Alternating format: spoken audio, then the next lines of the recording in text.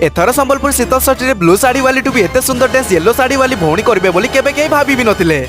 सांग माने जय जगन्नाथ मु Sumit welcome back to my mini blog. Samalei मंदिर रे मां को दर्शन करके एबे वर्तमान बाहर जाउछु मो बड़ मां को घर को। आ एबे एठारे खिया पिया कर देकी बाहर जाउछु शीतल षष्ठी देखिबा पई। प्रथमे तो आमे गाड़ी को पार करके पळे आस्तलु गोल बाजार को, जोटी की लोक मान को संख्या धीरे धीरे करी बढ़ुतला काहे ना आगरे बाबांकर मेढ आसुची। आ सांग माने जो प्रकार खरा हेउची बुलिबा को तो जमा भी मन हेउनी। बाकी कोन करबा काली रात रे हमको आसीबा थिले हेले टिके टिके कथा को आमे रहि गलु, जो कारण देखंतु एबे खरा रे बुली बुली मोहरु झाळ बाहरी गलानी। आ सेही समय को मो भाई हेरिका भी हजि गलेनी। एने काना भाई ओ मु तांको बहुत खोजा खोजी करला परे फाइनली मिली गले। बाकी आज ए खरा रे बुलिबार मजा ना पूरा अगला प्रकार लगुची। हो केवल गोटे दिन तो बुलिबार अछि ना, सब दिन तो बुलुनु ना। और सतरे ए खरा को डरी कि जे भी घरे रहि जीव ना से सब किछि मिस करि दबो। बाकी हम कथा छाड़, रास्ता सारा शरबत पी कि मस्त बढ़िया बुलुचु। आ एमिति ही बुलु बुलु आमे आसी पहुंचलु वायरल गर्ल येलो साड़ी वाली पाखरे, जोटी कि लोक मान को भिड़ बहुत ही प्रबल थिला। हेले मनरे मनरे माने ब्लू साड़ी वाली को निश्चित खोजुथिबे। तो चलो गोटे वीडियो रे तो मु आपन मान को शीतल षष्ठी देखे पारिबिनी, पार्ट 2 रे देखा हबा। लाइक कर दे फॉर मोर वीडियोस।